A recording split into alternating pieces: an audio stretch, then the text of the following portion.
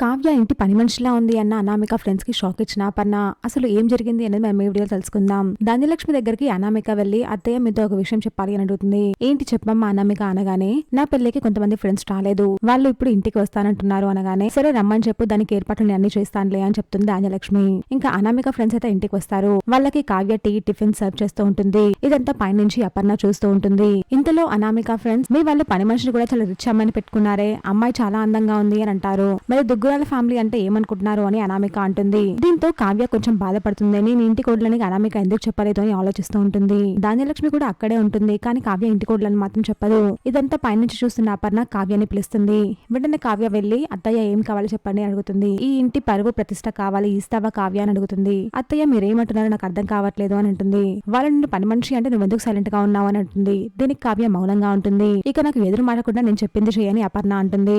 కావ్యకి మంచి పట్టు చీర ఇచ్చి వెళ్లి కట్టుకొని రమ్మని చెప్తుంది. దీంతో కావ్య ఏమనలేక వెళ్లి కట్టుకొని వస్తుంది. ఆ చీరలో కావ్య చాలా అందంగా ఉంటుంది. ఇంకా నగలు కూడా ఇచ్చి పెట్టుకో అని చెప్తుంది. ఇవన్నీ ఎందుకు అత్తయ్య అని అడుగుతుంది. చెప్పాను కదా నాకు ఎదురు మాట్లాడకని, చెప్పింది చేయని అపర్ణ అంటుంది. ఇంతలో స్వప్న వస్తుంది. స్వప్న అక్కడ అనామిక ఫ్రెండ్స్ ని చెల్లెల్ని చాలా ఇన్సల్ట్ చేశారు, ఈ ఇంటి పని మనిషి అన్నారు, కావ్య ఇంటి పెద్ద కొడుకులని వాళ్ళందరికీ పరిచయం చేయి అని అపర్ణ చెప్తుంది. స్వప్న అపర్ణ చెప్పినట్టుగానే కావ్యాన్ని కిందికి తీసుకెళ్తుంది. ఇందాక మీ అందరూ తనని ఈ ఇంటి పని మనిషి అన్నారు కదా, తను ఈ ఇంటి పెద్ద కొడలు, స్వరాజ్ కంపెనీ ఎండి రాజ్ భార్య, తనని మీరు పని మనిషి అంటారా అని స్వప్న సీరియస్ అవుతుంది.